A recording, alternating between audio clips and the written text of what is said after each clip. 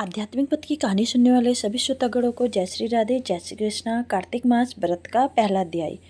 कार्तिक मास का शास्त्रों में विशेष महत्व बताया गया है। इस महीने में जो व्यक्ति भगवान विष्णु और माता लक्ष्मी की उपासना करते हैं उसकी सारी इच्छाएं पूर्ण होती हैं। साथ ही कार्तिक मास में कार्तिक महात्म्य व्रत कथा का पाठ जरूर करना चाहिए।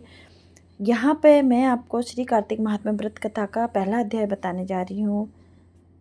श्री सूत जी बोले कि जब देवर्षि नारद श्री कृष्ण चंद्र जी से मंत्रणा करके चले गए तब हर्ष से गदगद होकर सत्यभामा ने अपने पति श्री कृष्ण चंद्र जी से कहा, हे स्वामिनी, मैं धन्य हूँ, मेरा सफल जीवन धन्य है। मैं अपने आप को कृत्य समझती हूँ। मेरे जन्मदाता वे माता पिता भी धन्य हैं, क्योंकि उन्होंने निसंदेह त्रिलोकमयी सुंदरी मुझ सत्यभामा को जन्म दिया। इस सुंदरता का ही प्रभाव है कि आपकी 16,000 स्त्रियों के रहते हुए भी मैं आपकी विशेष प्रिय हूँ। केवल इसी के लिए मैंने कल्प वृक्ष के साथ आदि पुरुष आपको विधिपूर्वक संकल्प कर नारद जी के लिए उस समय समर्पित कर दिया था जब संसार के लोग कल्प वृक्ष का नाम तक नहीं जानते थे। वही कल्प वृक्ष इस समय मेरे आंगन में लगा हुआ है। हे मधुसूदन, तीनों लोकों के स्वामी भगवान लक्ष्मीपति की मैं अतिशय प्रियतमा हूँ, इसलिए मैं आपसे कुछ पूछने की इच्छा करती हूँ। यदि आप चाहते हो तो मेरे प्रश्न का उत्तर विस्तार पूर्वक मुझसे कहिए, जिसे सुनकर मैं अपना कल्याण करूं। मुझे वह उपाय बताइए जिससे कल्प पर्यंत भी मेरा एवं आपका वियोग कदापि ना हो। श्री सूत जी ने कहा कि इसी प्रकार अपनी प्रियतमा सत्यभामा की बातें सुनकर श्री कृष्ण जी मंद मंद मुस्काने लगे।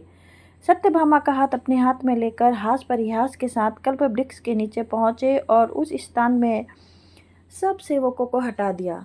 सत्यभामा की ओर देखकर हंसे, साथ ही पूछा कि क्या वह अपाई सुनेगी। सत्यभामा भगवान से इस अनुराग को देखकर संतुष्ट और पुलकित हो गई और श्री कृष्णचंद्र जी भी सत्यभामा को देखकर गदगद हो गए।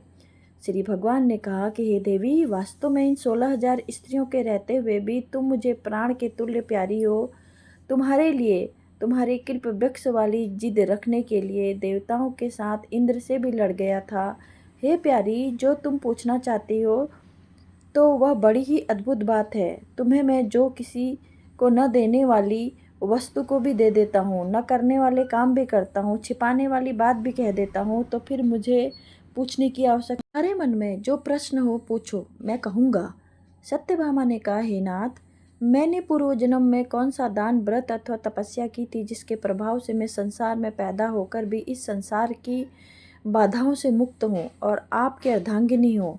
सर्वदा गरुड़ पर सवार करती हूँ। आपके साथ इंद्रादिक देवताओं के यहाँ आपके जाने पर आपके साथ मैं भी जाती हूँ। यही मैं पूछती हूँ कि मैंने उस जन्म में कौन सा शुभ काम किया था। पूर्व जन्म में मैं कौन थी, मेरा कैसा स्वभाव था और मैं किसकी पुत्री थी। श्री कृष्णचंद्र जी ने कहा, प्रिय, तुम सावधान होकर सुनो। मैं तुम्हारे पूर्व जन्म की कथा कहता हूँ।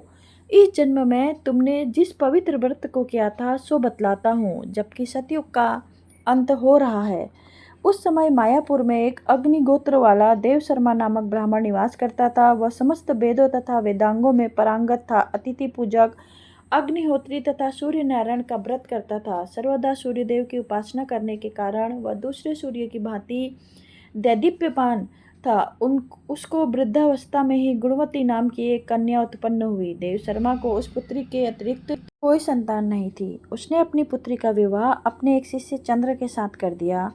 पुत्र विहीन देव शर्मा अपने शिष्य चंद्र को अपने पुत्र के समान मानते थे और जितेंद्रीय चंद्र भी देव शर्मा को अपने पिता के सदृश समझता था। एक दिन चंद्र और देव शर्मा दोनों कुश और समीधा लाने के लिए वन को गए और इधर उधर घूमते हुए हिमालय के समीप पर एक उपवन में पहुंच गए। तब उन्होंने एक विकराल राक्षस को अपनी ओर आते हुए देखा और उसे देखकर ये दोनों भय से व्याकुल हो गए। शरीर के अंग स्थिर हो गए और वे भागने में असमर्थ हो गए। स्वरूप उस राक्षस ने उन दोनों को मार डाला।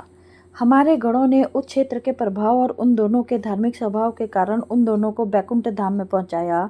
जीवन भर उन दोनों ने जो सूर्यदेव का आराधना किया था उसी में उन पर बहुत प्रसन्न था। हे प्रिय, शैव, सूर्योपासक, गणेश की पूजक, वैष्णव और शक्ति के पूजक जैसे वर्षा का पानी समुद्र में गिरता है, उसी भांति ये सब अंत में मेरे ही समीप आते हैं।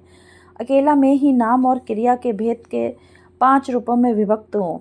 जैसे किसी का नाम देवदत्त है और किसी देवदत्त किसी का बाप है, किसी का पुत्र है, किसी का भाई है और किसी का भतीजा है। लेकिन वास्तव में यह देवदत्त एक ही है। अस्त्र सूर्य के समान तेजस्वी से दोनों मेरे बैकुंठ में आकर रहने लगे। विमान पर यात्रा करते थे, उनका मेरे समान